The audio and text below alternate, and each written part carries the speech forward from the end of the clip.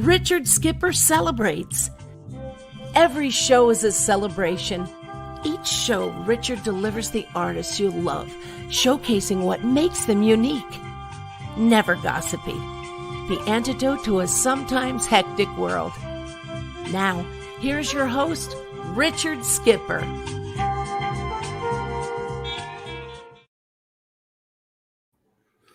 Happy Wednesday, everyone, and welcome to a very special edition of Richard Skipper Celebrates. There are several things going on today. I just read that it's National Babbling Day, so I hope that I don't babble too much. I've got two very special men that are going to be joining us today to deconstruct the Rat Pack. Also, in my opening credits, you just saw Julie Wilson, and today is her birthday. So I dedicate today's show to Julie Wilson and all of the great entertainers who got the opportunity to perform in Las Vegas. Now, several years ago, I met one of our guests, Richard A. Lordsman.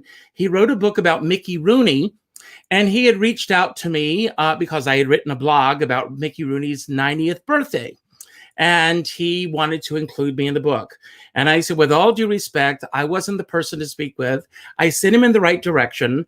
And as fate would have it, when the book came out, I was lucky enough to interview him on stage at Barnes & Noble.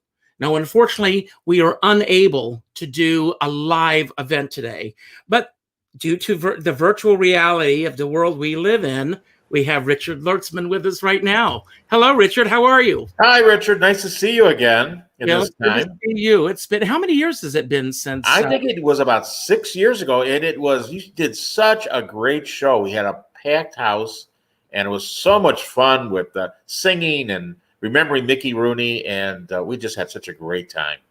Well, I hope today that I'm able to top that through this virtual reality that we're in. So I know that this book is not out yet, but I do want to put a scroll up here so that people can order the book through Amazon or Barnes & Noble, depending upon where they would like to order the book. Here we are. And why write a book? First of all, let's come up with the title. How did you come up with the title Deconstructing the Rat Pack? And why do you even want to deconstruct the Rat Pack? There's always been a myth about the Rat Pack and its creation, and that Frank and his friends want to have a fun time and rollick through Las Vegas and romp and have fun and make a movie. And there's far more of a reality to it. I met Joy Bishop years ago. Mm-hmm. And Joy Bishop was telling me about the Rat Pack and how he was the glue to the team, the spoke of the wheel. And I knew more than I knew that the star of it was Frank Sinatra, and then Dean and Sammy, three amazing talents, and Peter Lawford was there. So I wanted to take a look deep at it because I had known throughout my life a lot of mobsters and gangsters who told me the real story of how the Rat Pack was put together. Mm-hmm. So I thought this is a great way. It's the 60th anniversary of the Rat Pack, believe it or not. The summit happened in February of 1960, and it was that 1 year that this team just exploded, and it really put Vegas on the map. And I wanted to show how the reality is, how Frank was really the genius behind it with his friends from Las Vegas, and how it came to be and what the reality was, and kind of through the eyes of Joey Bishop of how he saw it and what happened to him when Frank wasn't near him. Because Frank was at that blazing star. You know, Frank was at whoever he got around looked better, became a superstar. And everything Frank touched turned to gold. And that's the Rat Pack. And there are a couple of points that you make, especially in your introduction to the book, that I want to go over in a few moments. But you did not write this book alone. You had a collaborator. Tell us a little bit about your collaborator and how you found each other. Lon and I have been friends for several years. Lon had been an editor of many, many, many books and a lot of film books. Lon's a film historian. He has an amazing book on Francis X. Bushman, who was a superstar in Ben-Hur and a lot of silent films, and he acted for years. And Lon and his wife, Deb, wrote this amazing book on it. And now, in fact, he'll tell you about it through the Niles S&E Museum. They have this documentary they're doing on it. So wow. But Lon is a font of knowledge of every part of show business. I mean, he knows if I can't. If I need a fact, I go to Lon because Lon is the brain of that. So Lon, I kicked this around with Lon, and Lon said, "Let's do it." And Lon and I put this together and did a lot of research, did a lot of my old interviews over the last. I hate to say how old I am, but it lasts over almost 50 years. And so we put it together, and we compiles all my old interviews and everything I knew about the Rat Pack and everything Lon knew. And we put it together, and it really turned out, I think it's pretty terrific because it's got a lot of revelations and stories that have never been heard about the Rat Pack. Now, Lon, I'm going to put you on the operating table for a moment, but I want to ask you: was it smooth sailing all along working on this book, or were there any bumps along the way?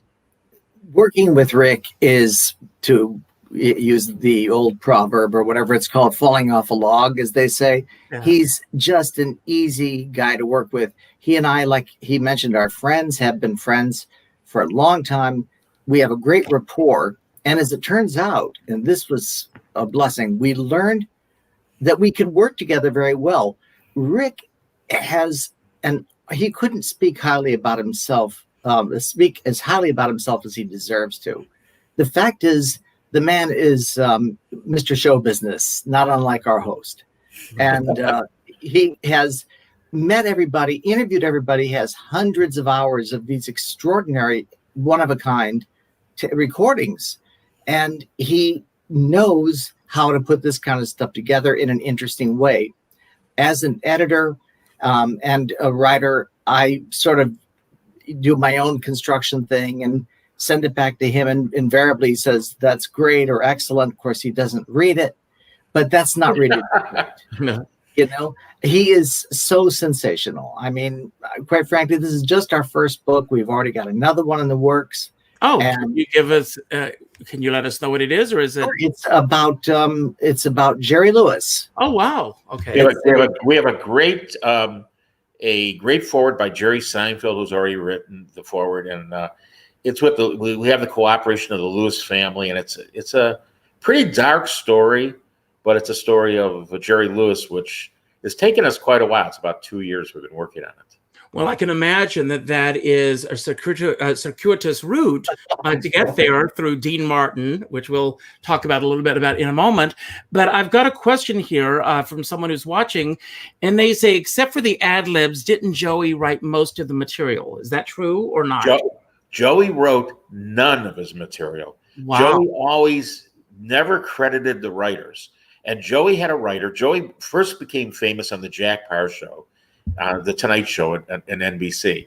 And he came out with these great quips and quotes, and he had these writers. His writer's name was Gary Marshall, this young kid who came out of Brooklyn.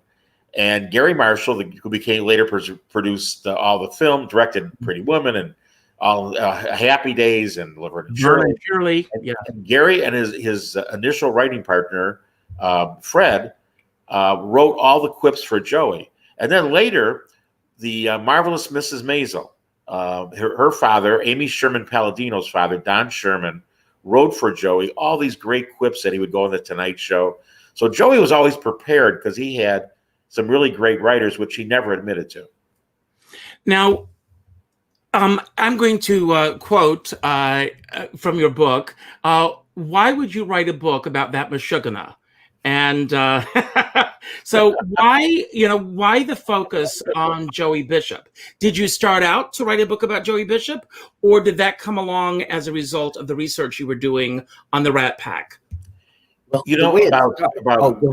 about 30 years ago, I met Joey, and Joey's been so forgotten because basically after 1970, he disappeared. So Joey was so forgotten over the years. It's hard to put a book on Joey.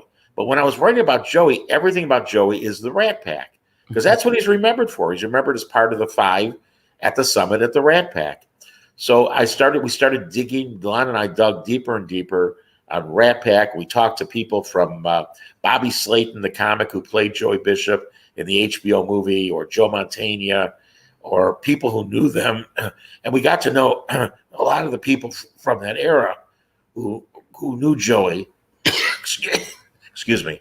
And then we put it all together, and it was a great story because I added all the elements I had from all these mobsters I interviewed back in the late 60s, 70s. And these were people like Mickey Cohn, who Harvey Keitel played in Bugsy. This is Carl Cohn, the guy who ran the Sands Hotel. Mo Dalitz, who was the infamous owner of the Dunes and the Sands and the Desert Inn and all these great places. And Mo Dalitz built the convention center and in Las Vegas, and he helped with Mercy Hospital. So I had all these great interviews that told me the inside story. So we mixed the two and kind of took Joey and through his eyes, through the Rat Pack and through that era, and then through Joey's life too. Now, you have met Joey Bishop. You did interview him, and you say early in the book that you wanted to reach out to Frank Sinatra, but you were told that would never happen. With the pieces that are missing from the story, and there may not be any pieces missing from the story, do you regret that you didn't get that interview with Frank Sinatra? Oh, and do you think that if you had gotten the interview with Frank Sinatra, that he would have been forthcoming in the facts of the true story behind this? You know, I know his daughters, but I never got to talk to Frank. And of course, that'd be the ultimate interview. But friends of mine like Bill Boggs and people did do interviews with Frank that really. Frank at times was very, very open. With Bill, he always opened up on his talk show. And so Frank was sometimes a good interview, sometimes not. I don't know. But I asked Sheldon Leonard, who was his good friend and appeared with them in Guys and Dolls, and he said, no way. You're not going to do it. If I may interject, at the time, Frank had dementia, and his family was protecting him, from having to do interviews and whatnot when he really wasn't fully there. And but Frank really wasn't too forthcoming in the many interviews he did about the Rat Pack. First of all, he hated the term, hated it. He preferred the Summit or the Klan. And Sammy Davis Jr. objected to the Klan, so they changed it. That's the truth. Everyone, that was CLAN. CLAN. Frank liked that. We're going to call it the Klan. Well, I don't think so, Frank. It's a good name. But anyway, Frank was the kind of man, Mr. Sinatra was the kind of man who he didn't say much. There's one very interesting story that we relate, and it was told by Frank Sinatra's manager late in his career. And what this man said was that he and Frank became close. They became kind of like drinking buddies after every show. Frank's always at the bar. He was with him. And he turned to him at one point and he said, whatever happened with you and Peter Lawford? And Frank went into the story that we know pretty much. If you know show business, you know that Peter Lawford was related to JFK, and that was the connection between the Rat Pack and the future president. And of course, when this all came to fruition, when JFK was elected, that was the end of JFK's involvement with Frank. His handler said, he's got connections you don't want to deal with, and etc. So they just kind of gave him the air. And it was Peter Lawford's unenviable position to have to tell Frank this was the case. And he did this by phone. And Frank said, Peter, are you listening carefully? And Peter said, yes. Bang! He slammed the phone down in his ear. Last time he ever spoke to, or spoke about really, Peter Lawford. Joey Bishop was obviously even more of a personal betrayal to him, because the same man who knew Frank intimately asked him once, he said, what did Joey Bishop do that caused you not to be in touch with him anymore? Words to that effect. And Frank he put down his drink, he looked him straight in the eye and he said, don't ever ask me that question again. And the guy said, okay, he backed off. We know, Rick and I know the reason that he did, but Frank was an incredibly generous man When he was your friend, you, as I read somebody said, you didn't need another friend. He was there for you in every way. Well, Joey didn't, apparently. He took it for granted at one point, and that was it. And Frank could be very unforgiving. So, and I was related to the president of the Sands. His name was Carl Cohn, and Carl was 6'7", an ex Golden Glove boxer, tough guy. Looked like one of those thugs, like Slapsy Baxy Rosenblum, or one of those thugs you'd see in the films and Guys and Dolls. But he wasn't. He was really very intelligent. And through the 60s, Frank owned 9% of the Sands Hotel. So Frank really had an interest in not only the Rat Pack, but in making sure the Sands did good. So as the 60s progressed and the Rat Pack started to fade, Frank's importance to the Sands became less and less. In 1967, Carl Cohn, who was 6'7", and I'm big galoot. Frank was in the casino and he was drunk. And Frank was very strong because he had his pack behind him. He had guys like Jilly Rizzo and these guys who always would protect him. So Frank's in the middle of the casino and he's throwing chips at dealers and he's drunk and he's belligerent and he's screaming. And they call Carl down from his house, comes down, goes to Frank, goes, Frank, calm down. Go up to your room, get something, get some coffee, Jilly, get him some coffee, just come back. And Frank goes, I could do what I want. I own 9% of this joint. And he got real tough and he swung at Carl Cohn, and Carl Cohn caught his hand and said, Frank, just calm down. Go back to your room. So then Carl turned the other way and Frank swung at him again, and Carl didn't see the punch. It hit Carl right in the jaw.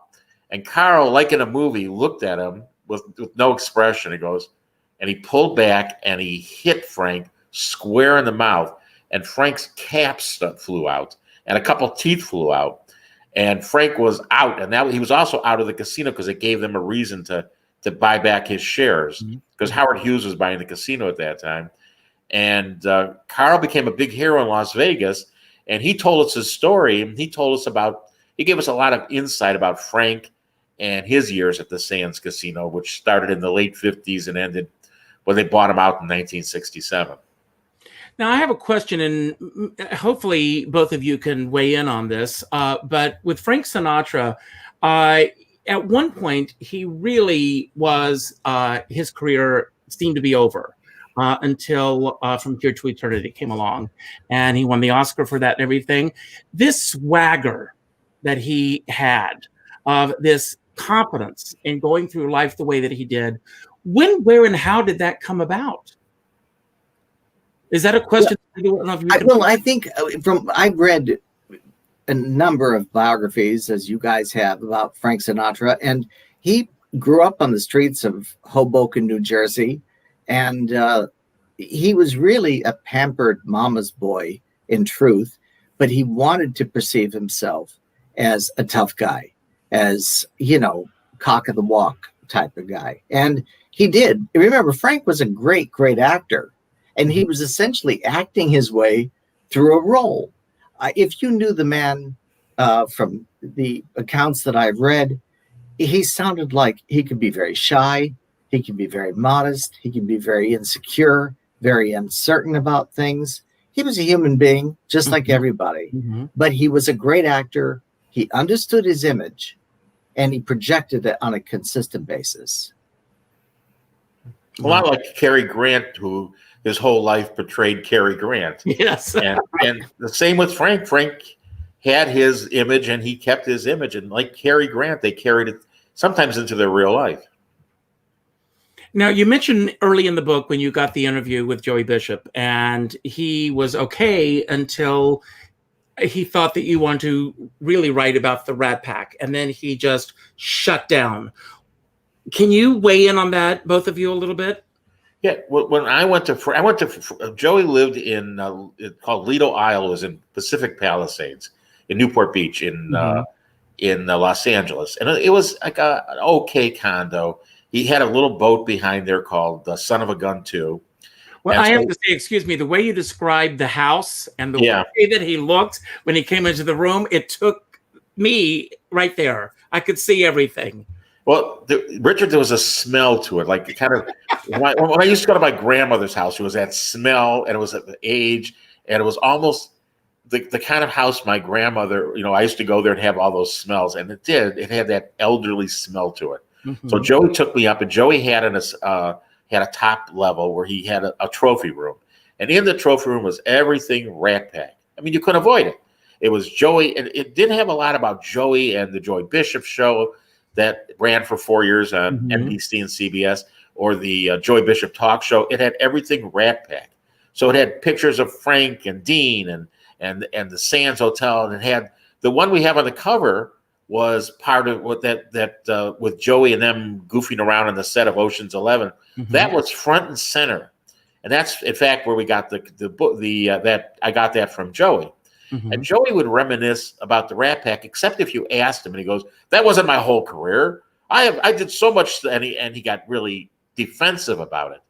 And but he really truly believed that the Rat Pack's success was because he was the straight man. He held them together. They'd be too much of a loose ragtag gang of guys, and the reality of it is that it was not. It was not Joey Bishop. It was the talent of this great Frank Sinatra, whose talent just made everybody look good. I mean, Dean was a terrific talent, and obviously, and Sammy Davis Jr. was a multi-talented guy, and had been performing since he was a child with the Will Maston Trio. But it was Frank who really was that star that held them together, and Joey really began to believe that. And Joey was very angry. He was left out of the Rat Pack movie. He was never consulted for the Rat Pack movie when they made it in 1989 with Joe Mantegna and Ray Liotta, and Bobby Slayton played Joey Bishop. And I forgot who was in Ocean's 11 played Sammy Davis Jr., did a great job. But Joey was never even consulted. Don Cheadle, right. Mm-hmm. And he was never consulted. He was really angry that anything about the Rat Pack. He was alive. He was the last man standing, and anybody who came there wanted to talk about Frank, Dean, Sammy, sometimes Peter, but not Joey. And that kind of Joey was very, very bitter about that. Mm-hmm. Now, obviously, when you're writing a book and you're breaking down these people into becoming real live human beings, you probably have a different way of looking at the. Are you, either of you, a fan of Joey Bishop? I remember his talk show. Mm-hmm. At least I remember I'm old enough to have been watching the very last one that he ever did when Regis had to fill in for him and he had walked off. That whole thing, of course, was staged. We learned later. And I watched him. The most I ever watched him was in the mid-'70s, 1975, on The Tonight Show. He was the host, did dozens and dozens of appearances. I'm sure you guys remember that. Oh yeah, absolutely. Yeah. And that's pretty much my full exposure to Joey Bishop. I was never particularly impressed with him. He said some funny things, and he seemed capable, but I never gave him a thought. And when I thought of the Rat Pack, he was the last guy I thought. Well, Peter Lawford was the last guy I thought of, but Joey Bishop was next in line. Joey was like a mediocre talent. When you look, and I talked to a lot of comedians to interview for the book, and every comedian from Bobby Slayton on, just Shecky Green told me that he's a perfect example of showing you that someone with no talents can sometimes make it if they have the right breaks. And Shecky Green was really so did Buddy Hackett. And even though they were friends of his, they just never had a high rating of his talent. Abby Dalton, we interviewed for the book. She's the gorgeous Abby Dalton. Oh yeah, impressed, and she's wonderful. And she acted with him for 3 years, playing his wife. And she said he had zero acting abilities. He made Jerry Seinfeld look like Laurence Olivier. Okay, just watching Jerry. Yeah, I love Jerry Seinfeld. He was kind to us, but Jerry laughed his way through it. Joey took it so seriously. I'll tell you a great story. A writer named Milt Josephsberg, who wrote for Jack Benny. Oh, yeah. And he was a really kind man. And he wrote an episode with Joey Bishop, and Joey played Joey, and then his twin cousin came in, who was Joey's twin cousin. So during the week, Joey's playing both parts, and his cousin is getting all the laugh lines. And he came up to Milt Josephsberg, who was about 65 years old and an elderly gentleman and just a small man, timid man. Joey started shaking him and strangling him. And they go, "Why did you give my cousin all the great lines?" And Milt goes, "Joey, you're playing both parts." And, well, let me ask you. I mean, Frank Sinatra, Sammy Davis Jr., Dean Martin, Peter Lawford as well. All major talents. But how did Joey Bishop end up in this group? The way he ended up in the first place is because he had been Frank's opening act. Okay. And Rick explained it to me very well as to why Frank liked him so much. Joey was the kind of comedian who could come out. He was not offensive. He didn't do things in bad taste. He could speak to any audience and do so in a way that was relatable. More importantly, he didn't wear the audience out. If he had someone like Buddy Hackett or Don Rickles, or there are other or a latter day Robin Williams, if any of those people had opened for him, they would be upstaging him. They would wear out the audience before the headliner comes out. Mm-hmm. Joey was dependable. He was professional. He did his job, and then he went home. Mm-hmm. And it worked for Frank. And that's how he ended up being in the Rat Pack, because he was opening for Frank as far back as 1951. And then he was working with him in Vegas in the late 50s. And by the time the Rat Pack blew up and became a big public thing, Joey was just a natural contender to fill the comedian's role in that group. Once Joey was blacklisted by Frank, however, unofficially, of course, other comedians were put in the same spot. Jan Murray did the job, and probably nobody knew the difference. Even Johnny Carson filled in once for Joey. And basically any comedian could have come in and done what he did. Also, the act was set, it was written, and they did it as written. And it was very structured. But anyhow, that's the evolution, I think, of Joey's involvement with the Rat Pack. Now, I want to deconstruct your book, so we're going to go that route for a moment. I know, Richard, that you had met Joey Bishop many years ago, but when you came up with the idea of writing this book, can you tell us a little bit about the process that you two have in terms of the way that you work? Well, first, I try to dig up as much of the research material and tape recordings that I have, and we go, and Lon and I review all of it, and we really look for a structure of how we can take the reader through Joey Bishop to the Rat Pack, and really the meat of the book is about that summit in February of 1960, that amazing summit and everything that occurred. So we did a lot of research about John Kennedy and Joseph Kennedy and the use of the Rat Pack to get John Kennedy elected. We talked to a lot of the PR men. We went to the University of Nevada, Las Vegas, that has an amazing archive, and one of the archives have all the information from the great PR gentleman who really put this together. And and in it is a blueprint, which is amazing, of how well this was thought out, how well the summit was thought out, and how everything kind of fell into place with Frank Sinatra getting the script for Ocean's 11 from Peter Lawford, going to Warner Brothers, and then deciding Las Vegas said shoot the film on site, because it was a Las Vegas heist movie. So they said shoot it on site, and the big key was no charge. You can use our sites, no charge. So they had, Jack Warner was thrilled when anything's no charge. So let me ask you this. This is a movie about a major heist in Las Vegas. It's happening in a real casino. What were the security measures that were in place for this film?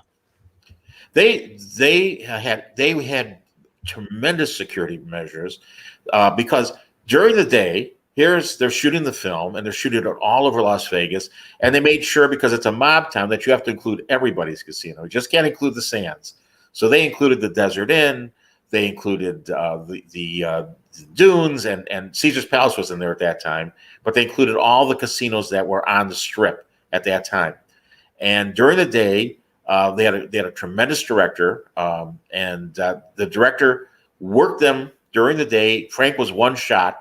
Frank did his shot, and that's it. Because Frank's no second take. You get Frank the first time, and then they would go back to their rooms. And then at night, every night for 28 days, they would all appear on stage.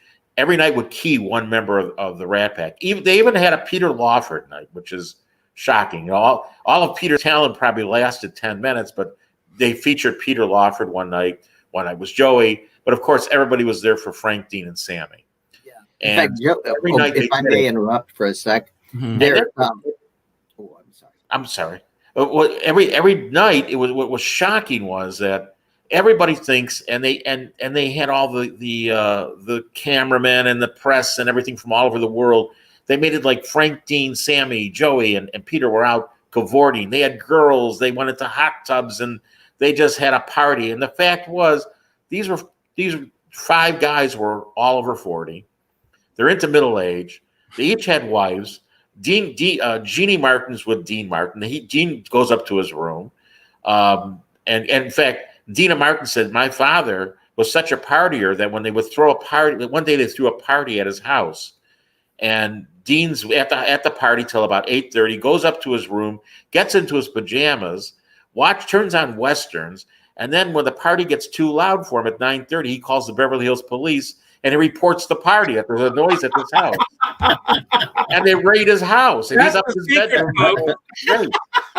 That's great. And so in Las Vegas, here, Sammy's with May Britt, his future wife.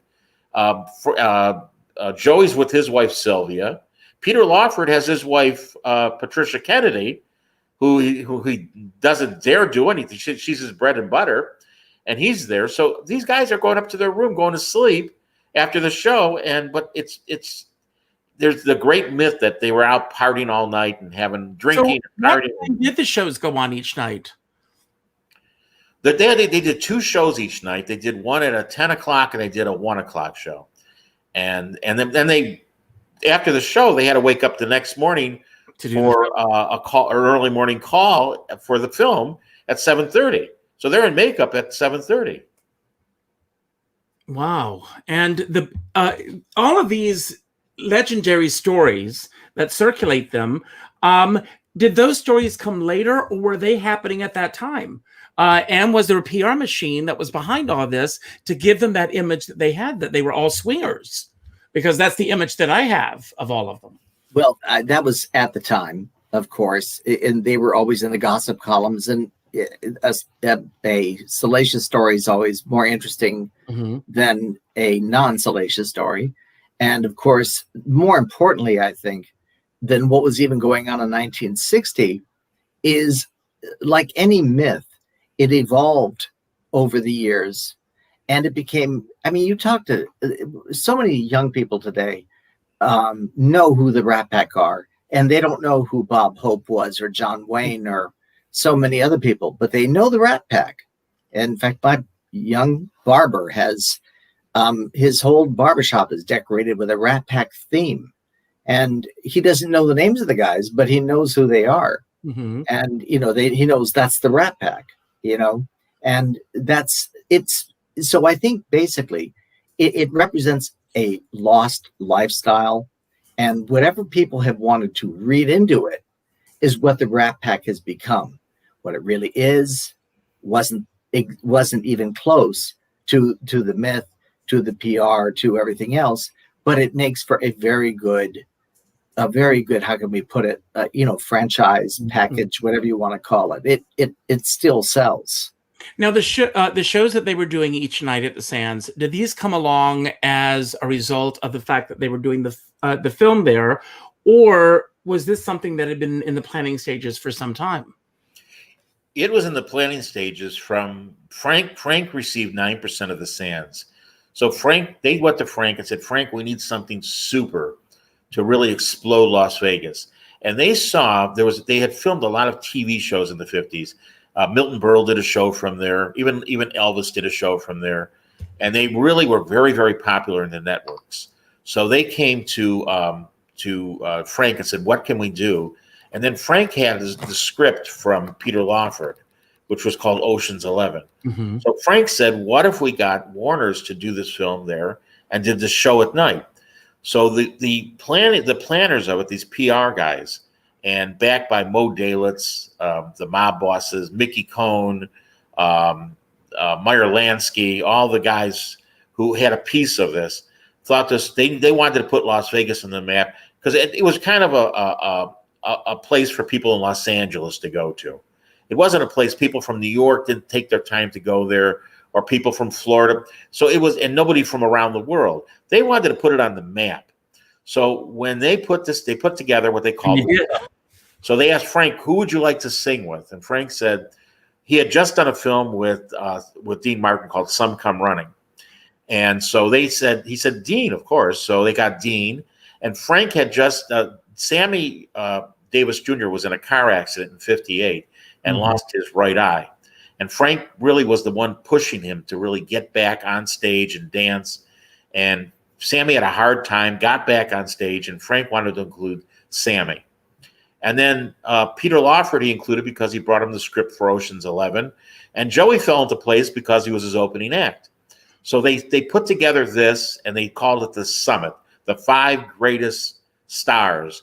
And they really pushed it. And by having Ocean's 11 shot during the day and the show at night, they brought stars from all over. I mean, Hollywood had the A-listers. Cary Grant was there, and Jimmy Stewart and Gloria were there, and Judy Garland, Humphrey Bogart. Yeah, Gregory Peck and Veronique and everybody, all the A-listers, Lucille Ball and Gary Morton, everybody came out, and everybody wanted to be around all these stars. So the Sands, all of a sudden, which only had like 260 rooms, had 50,000 people for reservations. So they pushed it off to all their other hotels. They couldn't handle it. And from this event, the Summit, Caesar's Palace became in the planning stages, Circus, and all the big major hotels became part of it. Mm-hmm. And it put Vegas on the map. Excuse me. And how many shows did they do altogether? They did 28 shows. So they did 2 a night. They did really 7 days a week. And so it was every night and every day they were filming during the month of February. And with Ocean's 11, did Frank Sinatra and Peter Lawford handpick the cast, or how did they work together for this? I know that him and Dean Martin had worked together. Yeah, I think that would have been handy, except for of course, the leads. I think that would have been handled by a casting director, I would imagine. Plus, also who was available. They had a lot of cameos in the picture. Red Skelton and Milton Berle come to mind. There were quite a few others, obviously. Shirley MacLaine.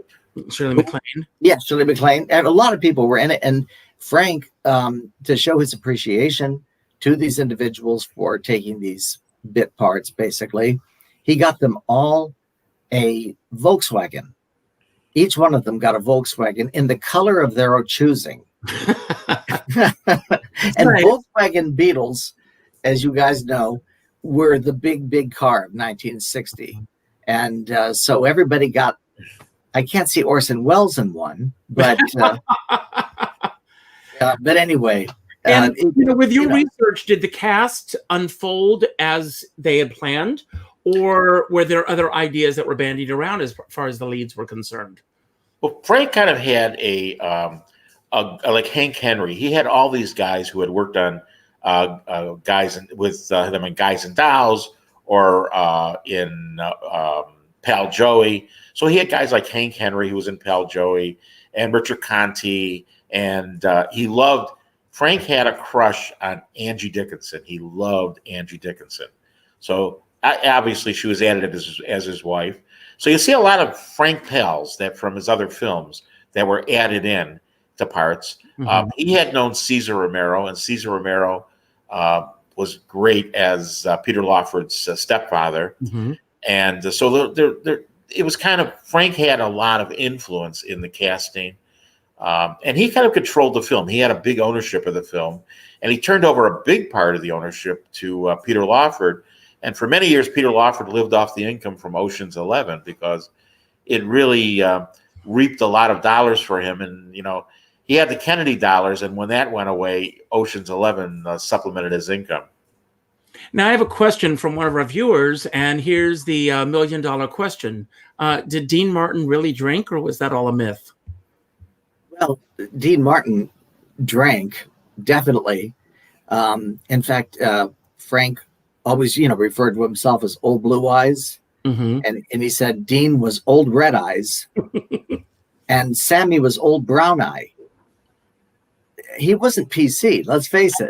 I know. And if you watch I went and I watched the videos again leading up to today, and it is far from being PC. Oh, it's ridiculous. It's misogynistic and really sickening in parts. If anyone, we live in a cancel culture world right now. If you are easily offended by anything, do not go and watch these videos. Right, exactly. All there. You have to take them in perspective. But about Dean, I think that one thing that needs to be said is that Dean was a professional entertainer. And during his prime, which lasted quite a while, he really wasn't known. As you know, when he worked with Jerry Lewis, it was nothing about alcohol. He took that on after he became a solo act. And when he was on stage, appearing to be drunk, he'd walk out and he'd always say something like, "How long have I been on?" Or, "How did all these people get in my room?" Or whatever. And because he just, and he would sway around and joke around with, and people just assumed, just like they in the audience, that Dean was totally high. Well, in his glass was apple juice. Mm-hmm. He was never drinking on stage. Sadly, later in Dean's life, when he lost his son so tragically in a plane crash in 1987, his life really went downhill. Mm-hmm. He was very depressed. And according to accounts, he did drink quite heavily. But that's a personal problem as opposed to a professional image, which, like I said, he was projecting more than anything else. Right. Now, with each of you, what was the biggest surprise that you both learned about the Rat Pack as a whole, or any of the individuals that were part of the Rat Pack? I was really surprised at the calculated nature of Frank Sinatra, how brilliant he was. He was so well thought out and so different than the image you would imagine. Some of the actors and people I interview, like Mickey Rooney, mm-hmm. had no business sense. Mickey Rooney would create the Mickadoodle, really? or as we talked about before, the round hot dogs that he had on Long Island. Mickey Macaroni. Mickey Macaroni.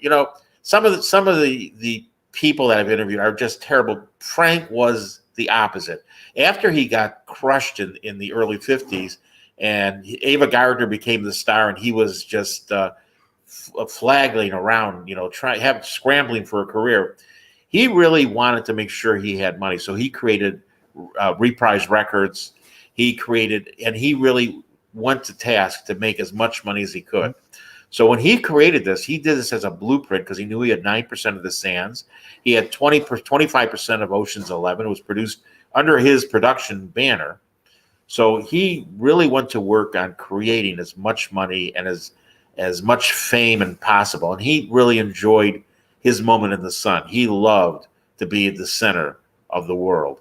And so I learned that Frank was just a very intelligent business person, had the best people around him, the best PR guys, the best managers, the best agents, and he created a fortune. And to this day, Tina and Nancy and of course the late Frank Jr., were left a fortune, and even Barbara and was left a lot of money. So Frank left a legacy, and as did Dean Martin.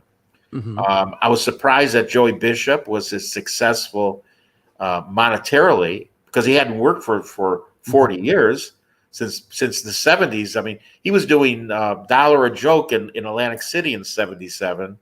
And they were paying him like $5,000 a week. I mean, but he actually, because he had this great agent named, or a lawyer named Ed Hookstratton, who had represented Frank and Elvis and Johnny Carson. And Hookstratton put him in some of the most lucrative real estate in Los Angeles and made quite a bit of money. And Sammy and Peter, sadly, were terrible business people and both died very broke. Mm-hmm. Wow. And Lon? Well, I think my biggest surprise, or I had always heard about their relationship with JFK and the Rat Pack, but to be honest, I thought it was more superficial than it actually was. Their impact on that campaign was significant, so much so that they very well may have been responsible for getting the public, especially younger people, to be interested in Kennedy and to vote him in. And I think that is quite amazing to think. And that, of course, I think began the high profile celebrities, you know, with the White House and everything like that, like with the Clintons and the Reagans and everything else. I think that they really did bring Hollywood to Washington, D.C. I don't know if that was a good thing or a bad thing. I mean, I don't personally think it's a good thing, but I think that as far as JFK, it was a good thing. I'm sure he was thrilled. His father, JFK had nothing to do with it. It was his father, Joseph Kennedy, who was a great businessman and also a brilliant manager of talent. I mean, everybody from Gloria Swanson to whatever, to, you know, bootlegging. I mean, the man knew how to make money. He knew how to have a success. And it was he who observed Frank Sinatra, and he thought, that is the guy I want my son to be associated with. The coolest man in the world, whoever lived, whoever will live. So by doing that, in fact, they even called it the Jack Pack for a while, because they were all about JFK, and Frank, who saw himself as a kingmaker, threw himself into that body and soul, and he was successful. And that's the thanks he got later, was that story that I referred to earlier about Peter Lawford, whom he referred to, by the way, as brother in Lawford. And Frank thought, no, I'm done with this. And he was very, very bitter about it. Very, very sad, terribly hurt. You know, if I may add one more thing, speaking of when it came to the Rat Pack, something that, you know, Kennedy was known as being very progressive, and the Democratic Party was said to be more progressive at that time, certainly than the Richard Nixon Republican ticket. But when it got right down to it, they didn't want Sammy Davis Jr. in attendance with his white bride, my Brit. I'm glad you brought that up. Yes, yeah. yes. He thought and to me, the hypocrisy of that is criminal. Evelyn Lincoln, JFK's secretary, called Sammy and said, this is the case. You know, JFK and everyone else has said they'd love to have you and they think you're a marvelous entertainer, blah, blah, blah, but you understand. And Sammy, being the kind of guy he was, said, oh, yeah, I understand. Well, the truth is he was crushed. Of course. Crushed. And when you think about that today and you look back, you think, wow, the world has changed significantly in 60 years. And for so many, many reasons. But I think that that's a very sad story. And also, Richard, you mentioned about the misogyny. We write a chapter based on the misogyny, and we have a great picture of Frank and Dean, and they're marching with signs. And what did it say, Lon? What's this? Yeah, the signs read, "We want free broads." So, and you watch that movie, and your jaw drops. That you look at the attitude toward women, and really, of course, yeah. And this was the last stand of misogyny for that happened. And really, what killed it was when John Kennedy was assassinated, that took the air out of it, and it took the air out of the Rat Pack, and it took the air out of that era. And there's certain people that want to bring it back, the era of misogyny and the era of the Rat Pack, which was not a great thing. But when you watch the film of Ocean's 11, it is, they have disclaimers for Gone with the Wind now. They should have a disclaimer for Ocean's 11 the same way, because it is. I will tell you, that would be true if you think about it through most of the films that came out of the 60s. I mean, you look, what's the film, Marriage on the Rocks, I think, that they did. I mean, all of those films, every film that Frank Sinatra and Dean Martin did in the 60s, would need that disclaimer. I want to ask you, because we're going to run out of time here, and basically my goal today, and I've got one question that I do want to ask both of you before we sign off, but is to get people to buy the book, because there are so many layers to this book, and kudos to both of you. Thank you. Congratulations on this book. And I can't wait to get a hard copy in my book. I got a PDF copy because it's not even out yet. But did you both do interviews for the book, or did one of you take that position and the other just did the research, or how did that, come together with the book?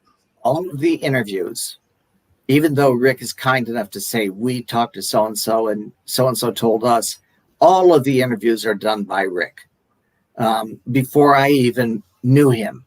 Mm-hmm. And he, like I said, when we first came to know each other, I was doing a book on those individuals who had known the Three Stooges. I was lucky enough to have fallen into that category. Rick had too. And I thought that was remarkable. And he supplied a wonderful chapter for our book, Stooges Among Us.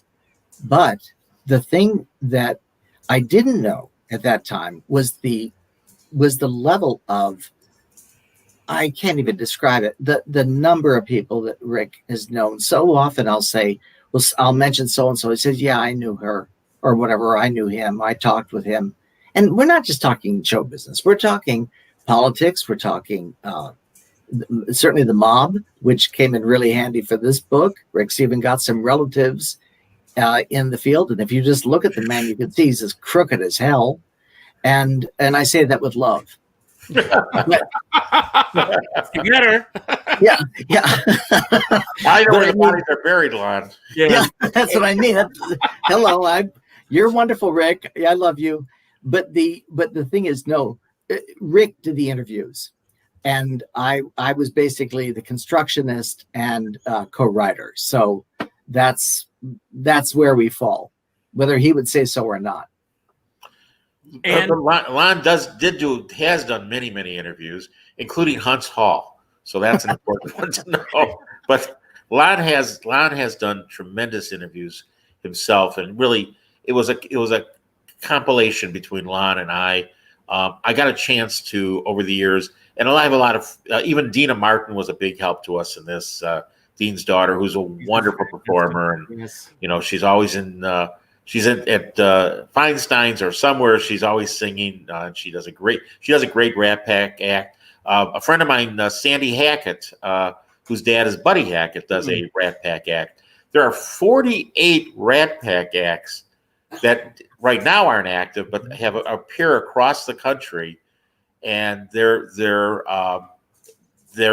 tribute acts to the Rat Pack, and they play Dean and Frank, and everybody wants to. And yeah, I went to a Dina Martin show, and everybody is dressed in what I'm wearing right now, this Rat Pack clothes. They're wearing a hat and the glasses and the cool. They're drinking the same scotch that Frank drank, and it's like it never went away, which is amazing after 60 years.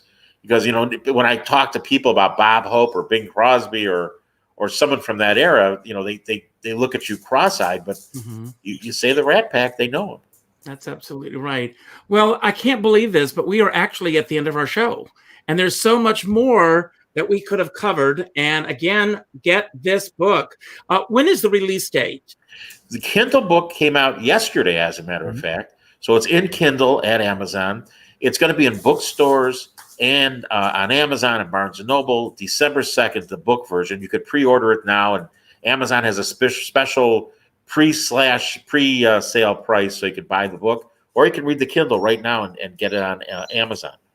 And I want to tell everyone, if you just Google Deconstructing the Rat Pack, you have received lots of press on this. So congratulations on that. Again, we're at the end of the show, but before we go, I always tell everyone, if you had a great time, and I hope you did, please go to my website, richardskipper.com, and sign my guest book with your thoughts about the show if you haven't done so already. That helps to boost me in other markets. I also end every show by telling everyone to go out and do something nice for somebody else without expecting anything in return. So today, what I'd like you all to do is to go to your Facebook friends list, go to the third friend that pops up, and buy 2 copies of this book, one for yourself and one for your third friend. And let's make sure that this book, by this time in January, will be on the New York Times bestseller list. Because from your mouth to God's ear, Richard, and always, you are the best. I mean, that's where it belongs. And before we sign off, I'm going to give each of you a chance to basically say the last word. It can be a message that you want to give about the times that we're living in.